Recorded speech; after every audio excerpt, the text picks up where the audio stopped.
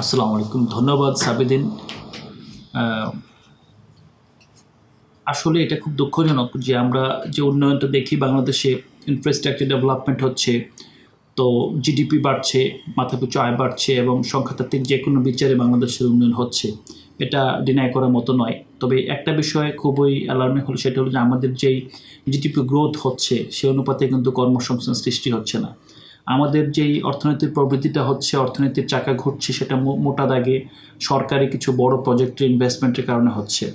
এবং বাহির থেকে যেই রেমিটেন্স আসে, সেই রেমিটেন্সের টাকা যখন দেশের অর্থনীতিতে খরচ হয়, মানে এক্সপেন্ডিচার বেসড একটা অর্থনীতি আমরা দাঁড় করিয়েছি, যেখানে এক্সপেন্ডিচার টেনে আমাদের অর্থনৈতিক কর্মকাণ্ডকে বাড়িয়ে দিচ্ছে এবং সেই প্রেক্ষাপটে এখানে জিডিপি বাড়ছে।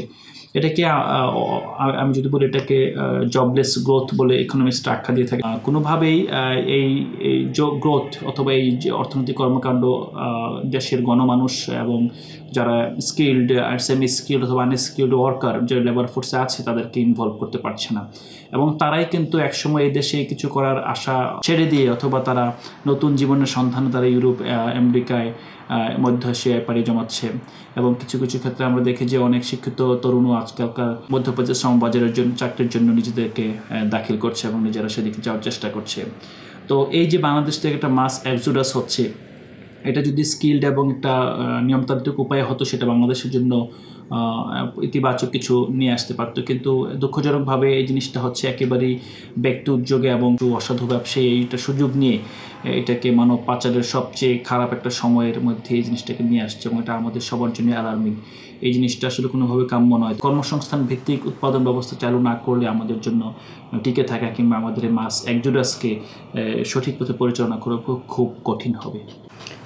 বছর বছর দেড়েক ধরে চলা করোনা মহামারীতে বিশ্বের অন্যান্য দেশ যখন ঢুকছে, ক্ষেত্রে বাংলাদেশে গত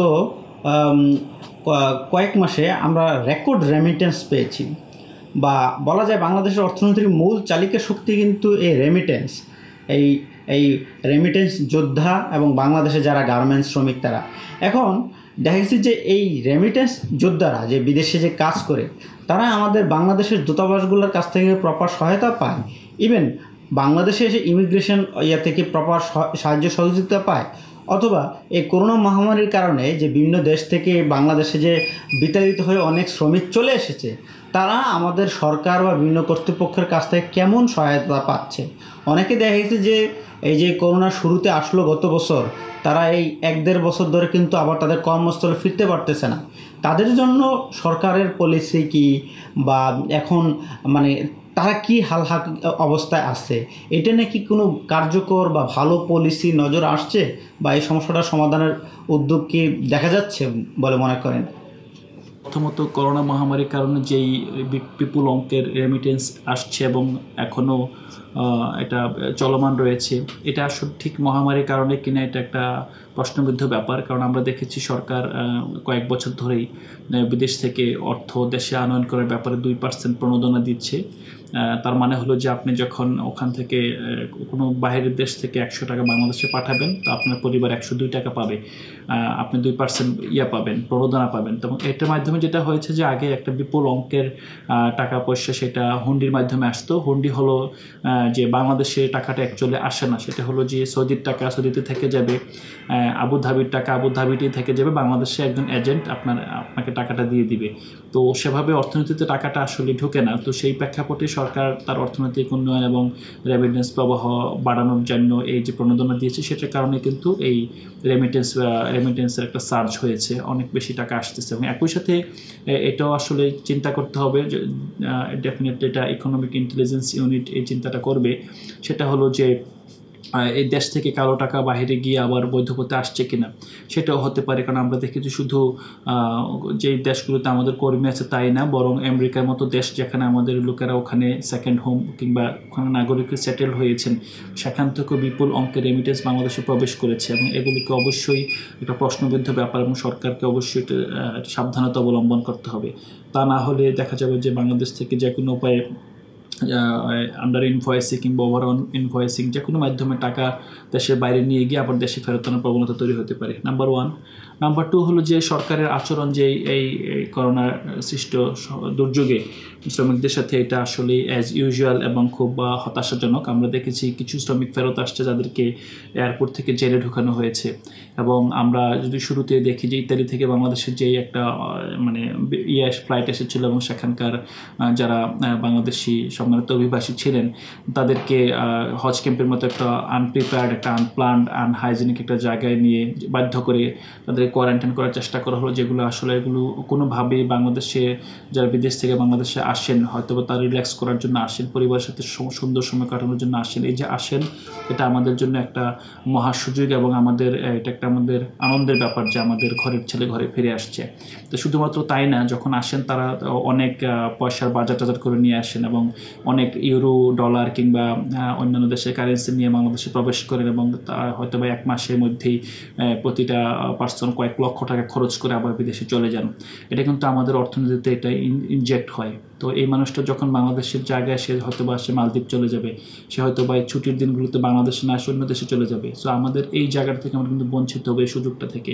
তো অবশ্যই ইকোনমির স্বার্থেই, আমরা বলছি না যে ভদ্রতা কিংবা আদার্স অন্য কোনো কনসিডারেশন কাজ করবে, ইকোনমিকে টিকে রাখার স্বার্থেই এই যে হিউজ পরিমাণ টাকা পয়সা ইকোনমিতে ঢোকার সম্ভাবনা আছে। এবং এটাকে ট্যুরিজমের মতো চিন্তা করা যেতে পারে, অভিবাসী ট্যুরিজম, যারা বাংলাদেশে তাদের ছুটি কাটাতে আসেন। তো সেটাকে নির্বিঘ্ন করা, সেটাকে শান্তিপূর্ণ করা, সেটাকে অ্যাট্রাকটিভ করা আমাদের সরকারের দায়িত্ব। আর আমাদের সামাজিকভাবে দায়িত্ব লোকগুলোকে সহজভাবে এবং খুব ওয়ার্মলি গ্রহণ করা, কারণ they are the blessings for economy. So এটা হলো সেকেন্ড অপশন। আর সরকারের ব্যাপার আসলে আমি খুব বেশি ডিটেলসে যাব না। আমাদের সামগ্রিক একটা দরকার, প্ল্যান দরকার, বিদেশি কর্মসংস্থান অথবা বিদেশি শ্রমিকদের দেশে ফেরত আসার পর যে পুনর্বাসন এবং তাদেরকে নিয়ে যে একটা কল্যাণ, অ্যাকচুয়ালি যে কল্যাণটা হওয়া উচিত, যদি আমাদের প্রবাসী কল্যাণ মন্ত্রণালয় আছে কিন্তু তাদের কোনো মহাপরিকল্পনা কিংবা তাদের প্রবাসীদের যেই ফান্ড, আপনারা জানেন যে প্রতিটা ওয়ার্কার যখন বিদেশে যায় তখন গড়ে 4 থেকে 5 হাজার টাকা সে প্রবাসী কল্যাণ ফান্ডে দিয়ে যায়। এই টাকাটা কিন্তু তাদের জন্য, এই টাকাটা তাদের, এটা হক। তারা ওখান থেকে যে কোনো ধরনের ভর্তুকি পাওয়া, যে কোনো ধরনের প্রণোদনা পাওয়া, এটা তাদের হক, তাদের অধিকার। এটা কিন্তু সরকারের করোনা না, সরকার আপনার আমার পকেট থেকে টাকাটা দিচ্ছে না, এটা তাদের নিজস্ব ফান্ড। পাশাপাশি তারা যে বিদেশ থেকে টাকাটা দেশে পাঠাচ্ছে সেটাও তাদের অবদান। সেই জায়গা থেকে আমাদের তাদের প্রতি কৃতজ্ঞ থাকা উচিত। তো সেই জায়গায় আমরা আশা করব যে সরকার তার নিজের স্বার্থে, এটা তার জনগণের স্বার্থে এই কাজগুলো করবে। কি হয়েছে কি হচ্ছে না এই জিনিসগুলো নিয়ে আসলে আমরা খুব বেশি কথা বলতে পারবো না। মানে আমাদের ক্ষতির পরিসংখ্যান, আমাদের খরচের খাত অনেক বড়। আসলে এগুলো নিয়ে আমাদের সময় নষ্ট হবে। পরে আমরা চাইবো যে ফ্রম দিস মোমেন্ট, আমি চাইবো যে ফ্রম দিস মোমেন্ট, এই মুহূর্ত থেকেই যে পলিসিগুলো বাংলাদেশের উন্নয়নের জন্য দরকার, বাংলাদেশের একটা মানবিক উন্নয়নকে সহায়তা করবে এবং সামগ্রিক মানুষকে ইনক্লুড করবে, এই পলিসিগুলোকে বাস্তবায়নের জন্য এক মুহূর্ত কালক্ষেপণ করা উচিত না।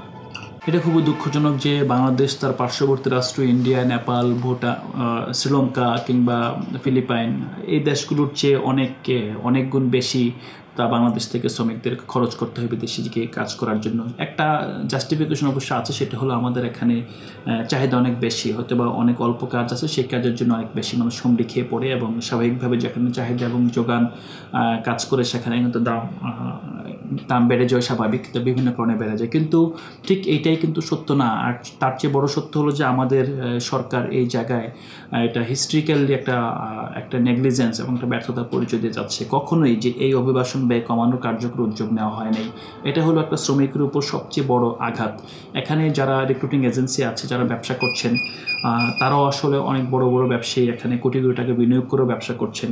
তো পাশাপাশি এখানে এজেন্ট শ্রেণী আছে যাদেরকে সরকারিভাবে এখন আত্মীকৃত করার চেষ্টা চলছে মন্ত্রণালয় থেকে। কিন্তু মেইন যে কাজটা হয়, এটা আসলে একটা ট্রাস্টের একটা সামগ্রিক অভাব রয়েছে, যে এটা সুযোগ নেই গ্রামের ছোট দালাল এবং ফড়িয়া। এবং মেইনলি আসলে অফিসিয়াল লেভেলে যদি আমরা এই জিনিসটাকে ওইভাবে বিবেচনা করি, খুব কম ধরনের প্রতারণা এবং কম ধরনের দুর্নীতি হয় আমরা যতদিন দেখেছি গত কয়েক বছরে। তো বড় করাপশনটা, বড় ধরনের যে প্রাইস হাইকটা হয়, যে এটা লোকাল যে এজেন্ট সেই জায়গায়। তো আরেকটা বিষয় হলো যে অফিসকেও কিন্তু একটা ভিসা কিনতে হয়, এটা এখানে একটা বড় ধরনের বিনিয়োগ হয়। তো এই বিনিয়োগটার পরে সাধারণত আমরা যদি অন্যান্য ব্যবসাও এখানে রিটার্নটা হয়তো বা 10% 15% হয় বাংলাদেশের প্রেক্ষিতে, কিন্তু এখানে হয়তো বা এটা 20%-এর মতো একটা প্রত্যাশা থাকার একটা বড় কারণ হলো যে this is a high risk business, এটাও মাথায় রাখতে হবে। তো এটা আমি ব্যবসাদের পার্সপেক্টিভ থেকে বলছি। কিন্তু যে সরকারের কাজ ছিল আসলে আমাদের প্রথমত আমাদের বিমান ভাড়া কমানো। বিমান ভাড়া আমরা গত 3 বছর আগে যেখানে ঢাকা থেকে রিয়াদে এয়ার আরাবিয়া এবং অন্যান্য ফ্লাইটে 18,000 টাকা থেকে শুরু ছিল, 18,000 20,000 টাকা যাওয়া যেত। এই মুহূর্তে বাংলাদেশ থেকে সৌদি আরবে যাওয়ার জন্য কোনোভাবে 50,000 টাকা নিচে কেউ যেতে পারবে কিনা এটা সম্ভবই না, একেবারে অকল্পনীয় একটা ব্যাপার হয়ে দাঁড়িয়েছে। সেই যে 20,000 টাকা ভাড়া 50,000 60,000 ইভেন কিছু কিছু সময় 90,000 টাকা হয়েছে, সেই জিনিসটা আমি দেখেছি। তো এই জিনিসটা তো সরকারের আলাদা একটা পলিসি দরকার ছিল এই মার্কেটটাকে নিয়ন্ত্রণ করার জন্য।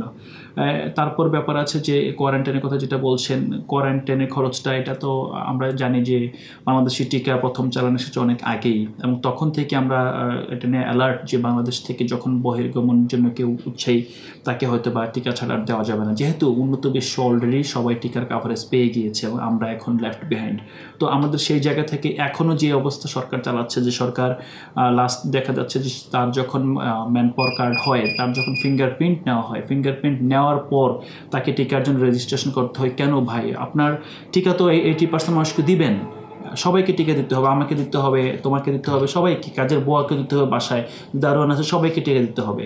এই যখন টিকার মধ্যে আমরা সবাইকে নিয়ে আসতেছি, যেহেতু প্রবাসীরা আটকে আছে টিকা না দেওয়ার কারণে, আপনারা কী করছেন, শেষ মুহূর্তে গিয়ে তাকে টিকার জন্য রেজিস্ট্রেশন করে ওইভাবে টিকা দিতে হবে। এটা খুবই দুঃখজনক। এটা খুবই দুঃখজনক। আমাদের হয়তো বা এক মাসে আমাদের বর্তমানে বাজারে 15 থেকে 20,000-এর বেশি প্রবাসী যায় না। যদি আমরা মনে করি আগামী 4 মাসের জন্য যে প্রবাসীগুলো যাবে, এদের জন্য আমরা একটা মানে আলাদা বরাদ্দ করে ওয়ান স্টপ সার্ভিস দিয়ে দিই সেনাবাহিনী হাতে কিংবা যে কোনো একটা ডিসিপ্লিন ফোর্সের কাছে, এটা দিয়ে ওয়ান স্টপ সার্ভিস। ইভেন এটা এমন করা যায় যে একটা ওয়ার্কার যখন, যে কোনো ওয়ার্কার পাসপোর্ট নিয়ে যদি বলে যে আমি আসলে বিদেশ যেতে চাই, তার টিকা দিয়ে দেওয়া উচিত, ধরে ধরে টিকা দেওয়া উচিত। হওয়ার কথা ছিল এরকম যে গ্রামে ঠিক না হলে উপজেলা লেভেলে বুথ করা দরকার ছিল, যে সেখানে ধরে ধরে এনে তোমরা গ্রামের ছেলেরা কী করছো, তোমাদের পাসপোর্ট যারা আছে তারা টিকা নিয়ে আনো, বিদেশ চলে যাও। তো এইভাবে আসলে পলিসিটা অ্যাড্রেস করা দরকার ছিল, কিন্তু হয়েছে উল্টো। হয়েছে যে একজন মানুষ ভিসা নেওয়ার পর, তার ট্রেনিং করার পর, ফিঙ্গারপ্রিন্ট দেওয়ার পর, তার যখন ম্যানপাওয়ার কার্ড হয়ে যাবে, মানে মেনলি ফিঙ্গারপ্রিন্ট দেওয়ার পর সে তখন রেজিস্ট্রেশন করবে। রেজিস্ট্রেশন করার পর আরও 5 দিন 1 সপ্তাহ পরে তার টিকার ডেট দেওয়া হবে, এবং ডেট দেওয়ার পরে আবার মানে একটা ভিসার স্ট্যাম্পিংয়ের পর মেয়াদ থেকে 90 দিন, স্বাভাবিকভাবে ভিসার মেয়াদ শেষ হয়ে যাবে এই সময় পার করতে করতে। সো এটা কোনোভাবেই আসলে কার্যকর পলিসি না, এটা অবশ্যই গভর্নমেন্ট চেঞ্জ করবে, নিজের তাগিদে করবে, বাট জল ঘোলা হওয়ার পর হয়তো করবে আর কি। আর কোয়ারেন্টাইনের টাকাটা কিন্তু আপনি হয়তো জানেন যে অলরেডি আগামী মাস থেকে কোয়ারেন্টাইনের পদ্ধতি বন্ধ হয়ে যাচ্ছে, যে কোনো ওয়ার্কার সৌদি আরবের ডাবল ভ্যাকসিন না দেওয়া থাকলে ঢুকতে পারবে না। ইভেন এটা অন্যান্য যে দেশের ক্ষেত্রে কাতার এবং কুয়েতের ক্ষেত্রে প্রযোজ্য। তো যখন ঢুকতে পারবে না, তখন কিন্তু বাধ্য হয়ে কিছু দিনের জন্য দেখা যাবে যে একটা বড় বাধার তৈরি হবে, হয়তো বা এখন অনেকগুলো ওয়ার্কারের ভিসা এক্সপায়ার হয়ে যাবে এই জটিলতার কারণে। এখন গভর্নমেন্ট এটা কীভাবে অ্যাড্রেস করছে, এখানে আমার মনে হয় একটা সমন্বয়হীনতা আছে। আমরা দেখি যে বিভিন্ন মন্ত্রণালয় নিজেদের মধ্যে এটা কোঅর্ডিনেট করতে পারছেন। এটা বরাবরের মতোই এই সমস্যাটা বাংলাদেশে বেশি হয়। হ্যাঁ, আমরা দেখি যে একটা কনসার্ন ডিপার্টমেন্ট এক কথা বলে, আরেকটা ডিপার্টমেন্ট হয়তো জানেই না।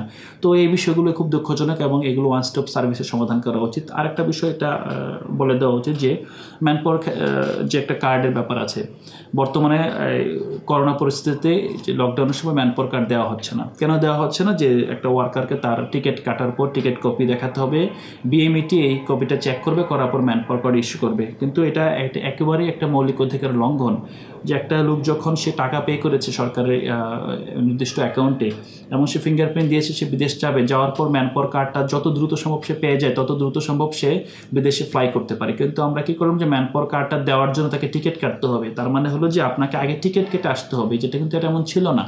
সো এই ব্যাপারটা আসলে কোনোভাবে মানে কোনো পলিসি মানে এই কর্মসংস্থান, বিদেশি কর্মসংস্থানকে উৎসাহিত করছে না। যেটা হচ্ছে এটা হলো যে বাংলাদেশের মানে লক্ষ লক্ষ শ্রমিক তাদের পেটের তাগিদে, তাদের বাঁচার তাগিদে, তারা একেবারে যে আর কিছু উপায় নেই, দেয়াল ভেঙে তারা ছুটে যাবে, তারাই আসলে সিস্টেমটাকে চালু রাখছে। এটা দুঃখজনক হলো, এটাই সত্য। এবং যদি এখানে মিনিমাম একটা তাদেরকে একটা মানে পথটা একটু মসৃণ করে দেওয়া যেত, it could like help the economy in any level. Thank you. এখানে একটা জিনিস লক্ষণের সাথে রিলেটেড, যে ফিলিপাইনের মতো দেশ আমাদের একটা কম্পিটিটর একটা ইকোনমি, তারা কিন্তু এই যে কোয়ারেন্টিন বা অন্যান্য যে সার্ভিস চার্জ বা এসে তারা বিভিন্ন হয়তো বা নিয়োগকর্তা বা অন্যান্য দেশ থেকে আদায় করে নিচ্ছে। এক্ষেত্রে মনে হয় আমাদের দেশের এই দূতাবাসগুলা বা ফরেন উইংয়ের কিছুটা দুর্বলতা লক্ষণীয়।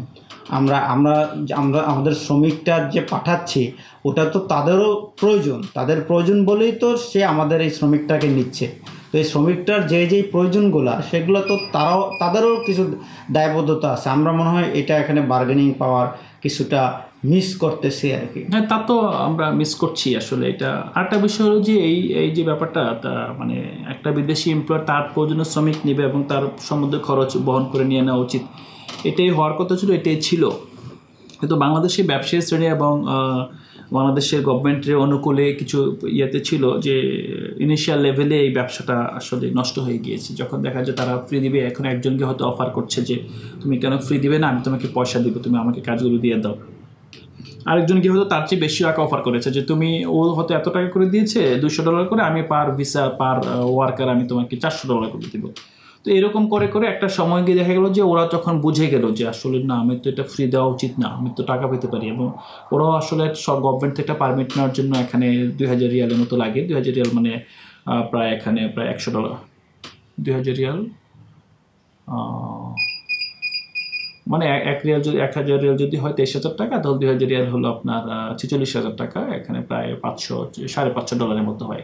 তো এই খরচটা লাগে। সো এই খরচটা ওরা তো আর এখন এমপ্লয়ারে বিয়ার করছে না, এটা এখান থেকে নিচ্ছে এবং সামহাও একটা মার্কেট তৈরি হয়ে গিয়েছে। সো এটা নিয়ে আসলে কথা বলা যাবে না। আর গভর্নমেন্টের ব্যাপারে হলো, গভর্নমেন্টের নিয়ে আসলে আর এটা নিয়ে খুব কথা বলার কিছু নেই। গভর্নমেন্টের দূতাবাসগুলো এবং শুরুতে যেটা বলেছিলেন যে এখানে এয়ারপোর্টে যে আচরণের শিকার হয়, কিংবা ইভেন আমাদের বিমানবালাদের কাছেও যে তারা যেই ধরনের সার্ভিস পায় না, হ্যাঁ তারাও সমান টাকা দিয়ে টিকিট ক্রয় করার পর সার্ভিস পায় না, এটা আসলে একটা সামগ্রিক একটা অসুস্থতা। এটা হতে পারে না। This is unacceptable anywhere in the world. কোনো কর্পোরেট ওয়ার্ল্ডে কোনো একজন তার ভোক্তাকে বঞ্চিত করবে, তার ব্যবসা টিকবে না। কিন্তু আমাদের এখানে এটা হয়ে গেছে আসলে, এবং এই জিনিসটা কোনোভাবেই এটাকে আসলে সঠিক পথে আনা যাচ্ছে না। আমি আলোচনা প্রায় শেষের দিকে আসি, আমি একটা প্রশ্ন করে আমি আলোচনা শেষ করব।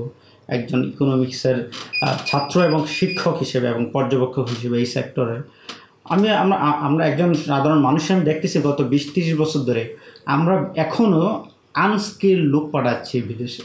তো আমরা এই 20-30 বছরকে এখনও আমাদের মানে শিক্ষা হলো না। আমাদের প্রতিবেশী শ্রীলঙ্কা যদি দেখি, বা আমাদের কম্পিটিটর নেপাল বা ফিলিপাইন বা ইভেন ভারত, তারা কিন্তু বিভিন্ন সেক্টরে স্কিল লোক পাঠাচ্ছে।